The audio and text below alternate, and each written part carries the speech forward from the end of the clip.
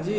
आमर जिला स्तरीय पानी पंचायत पक्ष पालन समाप्त होपर आम राज्य स्तरीय पक्ष पालन 30 तारिख दिन भुवनेश्वर अनुष्ठित है।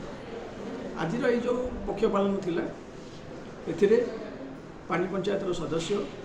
स्कूल छात्र छात्री पीआरआई मेंबर्स एवं अफसर्स माने जोग देथिले। पानी पंचायत लक्ष्य या किपरि सुषम जल बंटन सहायक हम क्रॉपिंग पैटर्न रे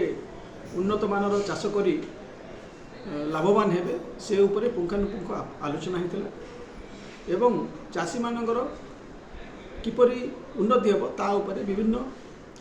वक्ता बा स्पेशलिस्ट माने आलोकपात करथिले। देखु चिराचरित ढंग से जमी प्रत्येक वर्ष हुए से यहीपरी वर्ष गजपति जिले में पानी पंचायत पक्ष पालन अवसर में आज उद्यापन दिवस अनुष्ठित होता। ये उद्यापन दिवस में माननीय सांसद उपस्थित थे और जिलार समस्त कोण अनुकोण आसुवा पानी पंचायत सभापति और संपादक मान उपस्थित थे। जो पानी पंचायत अव्यवस्था गुड़ाक था विगत दिन मानक जो समस्या गुड़ाक रही समस्या को लेकर बर्तमान आज तार उपस्थापन करा विभाग कर्तृपक्ष शुणी एवं कर्तृपक्ष द्वारा आश्वासन भी दि जाता है सब जिन को आगामी दिन में आम सुचारू रूपे मेंटेन करूँ और काम करने आमको आज आश्वासन देते जेपरिक आगामी दिन में कृषि और कृषकर स्टेलैंड पर्यंत कि शेष नाली पर्यंत चाषीर पानी जीव और जल रक्षणाबेक्षण हो पार वर्षा जलर रक्षणाबेक्षण कि प्रकार व्यवस्था निपर आगामी दिन में माननीय मुख्यमंत्री द्वारा जो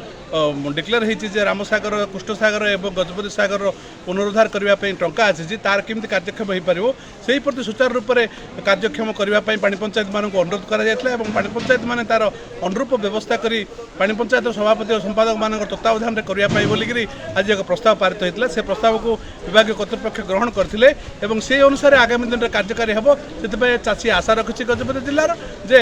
जल संरक्षण व्यवस्था हो पार आगामी दिन में चाषी और चाष उपकार पाइबे बोली आशा रखी से विषय में गोटे आलोचना होता